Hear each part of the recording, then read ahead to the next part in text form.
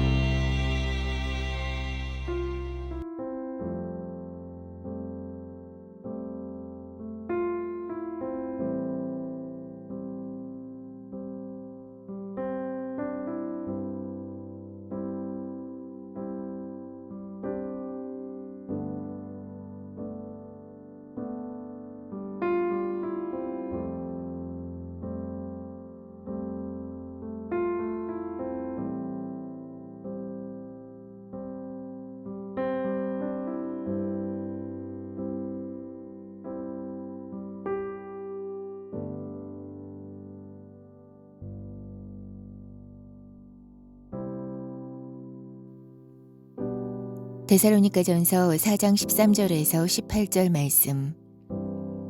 형제들아, 자는 자들에 관하여는 너희가 알지 못함을 우리가 원하지 아니하노니 이는 소망 없는 다른 이와 같이 슬퍼하지 않게 하려 함이라. 우리가 예수께서 죽으셨다가 다시 살아나심을 믿을진대 이와 같이 예수 안에서 자는 자들도 하나님이 그와 함께 데리고 오시리라. 우리가 주의 말씀으로 너희에게 이것을 말하노니 주께서 강림하실 때까지 우리 살아남아 있는 자도 자는 자보다 결코 앞서지 못하리라. 주께서 호령과 천사장의 소리와 하나님의 나팔 소리로 친히 하늘로부터 강림하시리니 그리스도 안에서 죽은 자들이 먼저 일어나고 그 후에 우리 살아남은 자들도 그들과 함께 구름 속으로 끌어올려 공중에서 주를 영접하게 하시리니 그리하여 우리가 항상 주와 함께 있으리라. 그러므로 이러한 말로 서로 위로하라. 아멘. 함께 기도하겠습니다. 하나님, 오늘도 우리에게 새 호흡, 새 날을 주신 것 감사합니다. 하나님 말씀하여 주옵소서. 듣는 만큼 변하고 변하는 만큼 행동하고 행동함을 통하여 말씀과 성령의 열매를 맺어갈 수 있도록 우리 가운데 역사하여 주옵소서. 이 모든 말씀 예수님 이름으로 기도하였습니다. 아멘. 오늘 우리가 함께 나눌 말씀의 제목은 믿음의 소망이라고 하는 제목입니다. 과거 독일의 포로가 되어서 강제 수용소에 있었던 유대인들이 풀려난 곳에는 벽 곳곳에 소망을 담은 글귀들이 기록되어 있었다고 합니다. 소망. 한 사람이 살아가면서 소망을 가지고 살아갈 수 있는 것보다 큰 힘이 없는 듯합니다. 소망이 있고 없고에 따라서 같은 어려움의 시간을 보내도 한 사람은 그 어려움 앞에 중간에 포기하는가 하면 한 사람은 그 어려움이 있음에도 불구하고 끝까지 이겨내기 때문입니다. 특별히 종말의 때가 다가올수록 온전한 믿음으로 산다는 것이 결코 쉽지 않은 때가 되어 가는데 이때 분명하게 붙들어야 하는 것이 바로 믿음의 소망입니다. 오늘 말씀을 통해 우리 삶에 어떤 믿음의 소망을 붙들어야 하는지 함께 묵상하고 오늘도 그 소망으로 인해 한 걸음 더 십자가 앞으로 가까이 나아가는 우리의 삶이 되시기를 주의 이름으로 축복하며 도전합니다. 첫 번째 믿음의 소망 13절과 14절 말씀입니다. 형제들아, 자는 자들에 관하여는 너희가 알지 못함을 우리가 원하지 아니하노니 이는 소망 없는 다른 이와 같이 슬퍼하지 않게 하려 함이라.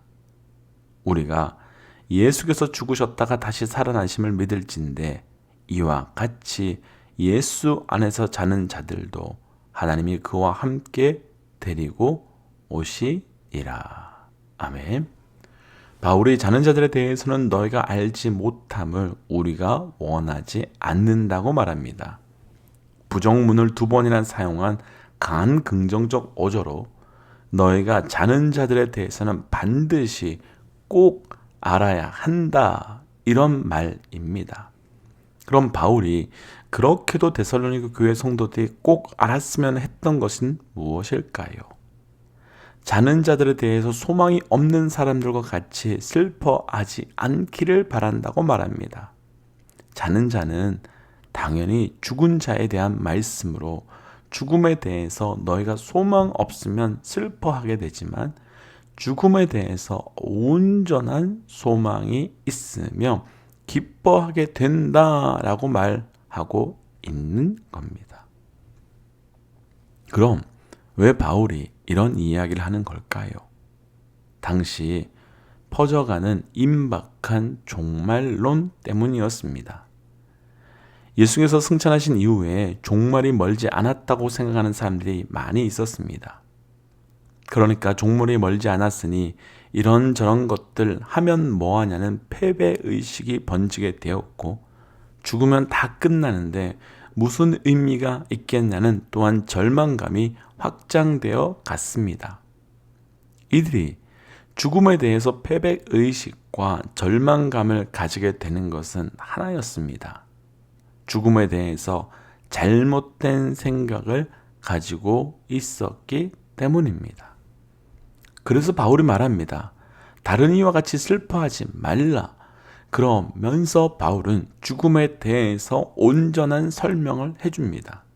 아니, 더 정확하게는 죽음에 대해서 절망하고 있던 데살로니가 교회 성도들에게 죽음에 대한 절망을 넘어 소망을 가지고 살아갈 수 있도록 도전하는 겁니다.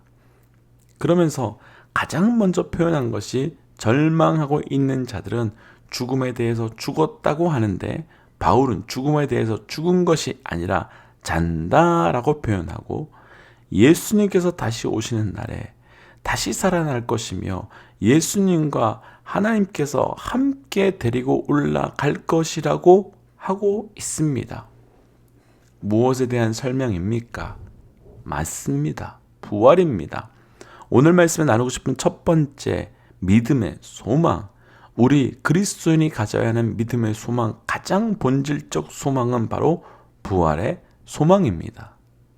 사랑하는 믿음의 동역자 여러분, 우리 삶에 분명한 부활의 소망을 가지시기를 주의 이름으로 도전합니다. 부활의 소망을 가지고 있는 것, 부활의 믿음을 가지고 있는 것이 아주 중요한 이유가 있습니다. 우리 사람이 죽음을 두려워하는 것은 이유가 있지요. 죽음은 우리 인간이 어떻게 할 수 있는 대상이 아니기 때문입니다. 다른 그 무엇은 이렇게 저렇게 해보면 이겨나갈 수 있을 것 같은데, 죽음은 아무리 애쓰고 노력한다고 해도 절대로 어떻게 할 수 있는 대상이 아닙니다. 그런데 우리가 부활한다는 것은 죽음을 이길 수 있다는 증거가 됩니다. 죽음 앞에서 인간은 늘 패배이고 무능력한데, 부활은 오히려 죽음을 무능력하게 만들고 패배하게 만드는 것입니다. 그럼 우리가 십자가를 향한 믿음이 죽음을 이길 수 있다면, 죽음보다 작은, 죽음보다 못한 우리 삶의 현장에서 만나는 싸움은 당연히 이길 수 있는 겁니다. 우리의 믿음이 이기지 못할 문제는 아무것도 없는 것입니다. 그럼 우리 안에 부활의 믿음이 있다면, 부활의 믿음이 나의 믿음이 된다면, 그 믿음으로 지금까지 소망을 가질 수 없었던 우리의 삶에 소망을 가질 수 있게 됩니다. 이기지 못해서 패배하는 것이 아니라 하나님의 때가 되지 않았기 때문에 하나님께서 그 승리를 미뤄두고 계신 겁니다. 사랑하는 믿음의 동역자 여러분, 우리의 믿음의 소망이 부활의 소망으로부터 시작되시기를 주의 이름으로 축복합니다. 우리의 믿음의 소망의 근거가 부활에서부터 이루어지시기를 도전합니다. 두 번째 믿음의 소망, 17절과 18절 말씀입니다. 그 후에 우리 살아남은 자들도 그들과 함께 구름 속으로 끌려 올려 공중에서 주를 영접하게 하시리니, 그리하여 우리가 항상 주와 함께 있으리라. 그러므로 이런 말로 서로 위로하라. 아멘. 바울이 가장 궁극적인 믿음의 소망에 대하여 말하며 이런 말로 서로를 위로하라고 하면서 마무리 짓습니다. 그리고 그 말 바로 앞에 말하는 위로의 내용이 우리가 항상 주와 함께 있으리라 라고 말합니다. 그러니까 서로를 위로하라고 말하는데, 그 서로를 위로하라고 하는 내용이 우리가 항상 주와 함께 있다라고 말할 수 있는 겁니다. 오늘 말씀에서 나누고 싶은 두 번째 믿음의 소망, 우리가 가져야 하는 믿음의 소망은 바로 하나님과 함께함의 소망입니다. 사랑하는 믿음의 동역자 여러분, 우리가 하나님과 함께함에 담대한 그 믿음의 결단, 믿음의 소망이 우리에게 있기를 주의 이름으로 도전하며 축복합니다. 하나님과 함께함이 왜 그렇게 위로가 되고 왜 그렇게 소망이 되는 걸까요? 하나님께서 우리 인간을 만드시고 에덴 동산이라는 곳에 거하게 해주셨습니다. 그런데 에덴 동산이 에덴 동산으로 의미가 있었던 이유는 그곳이 하나님과 함께 할 수 있는 장소였기 때문입니다. 그곳이 하나님과 함께 함에 있어서 어떤 제한도 없었던 곳이기 때문입니다. 그런데 죄가 들어오게 되면서 하나님과 더 이상 함께 할 수 없게 되었고 그 결과 에덴 동산에서 쫓겨나게 됩니다. 그런데 바울은 명확하게 말합니다. 다시 항상 주님과 함께 할 수 있다. 죄 때문에 죄로 인해서 결코 하나님을 가까이 할 수 없는 우리가 곧 완전하고도 완벽한 에덴 동산 하나님과 함께 할 수 있음이 회복된다고 말합니다. 그러니까 하나님과 함께 할 수 있는 그 소망을 가지라고 축복하고 도전하는 겁니다. 힘들고 어려울 때 누군가 함께 해준다는 것만으로도 큰 위로가 될 때가 있습니다. 그런데 그 함께 해줌의 대상이 우리의 삶을 함께 위로해줌의 대상이 다른 그 어떤 존재도 아니고 하나님이라면 그 누구에게도 이해받지 못한 우리를 그분이 이해해 주신다면, 그래서 그곳에 가면 지금까지 경험하지 못한 위로, 경험하지 못한 함께함을 경험할 수 있다면, 그러니까 하나님과 함께 하였음이 우리에게 소망이 될 수 있게 되는 겁니다. 우리가 자주 부른 찬송가 중에 주 예수와 동행하니 그 어디나 하늘나라, 맞습니다. 하늘나라이기 때문에 하늘나라가 아니라 좋은 땅이기 때문에, 살기 편한 땅이기 때문에 하나님 나라가 아니라 하나님과 함께 하기 때문에 하나님의 나라가 되는 겁니다. 우리 삶에 그 하나님의 나라가 경험되시기를 주의 이름으로 축복하며 도전합니다. 함께 기도할까요? 하나님, 온전한 믿음의 소망을 가지며 사는 믿음의 사람이 되길 원합니다. 우리 삶에 부활의 소망이 있으니 모든 것을 능히 이겨냄을 믿게 하여 주옵시고, 우리 삶에 하나님의 함께함의 소망이 있으니 세상과 함께하거나 재정과 함께하거나 감정과 함께하거나 사람의 능력과 함께하기 위하여 한 걸음 나아가는 것이 아니라 오직 우리 하나님과 함께하기 위하여 한 걸음 한 걸음 나아가는 우리의 삶이 될 수 있도록 인도하여 주옵소서. 이 모든 말씀 예수님 이름으로 기도하였습니다. 아멘. 사랑하는 믿음의 동역자 여러분, 중요한 한 가지 광고 드리겠습니다. 어제도 말씀드렸지만 이번 주 주일 예배부터 1부 8시, 2부 9시 반, 3부 11시 이렇게 나뉘어서 예배 드릴 예정입니다. 함께 성도님들께서 각각의 시간에 맞추어서 예배를 참석해 주시기를 부탁드리겠습니다. 지금까지 BCC의 최원영 목사였습니다. 하나님은 살아계십니다. 아멘.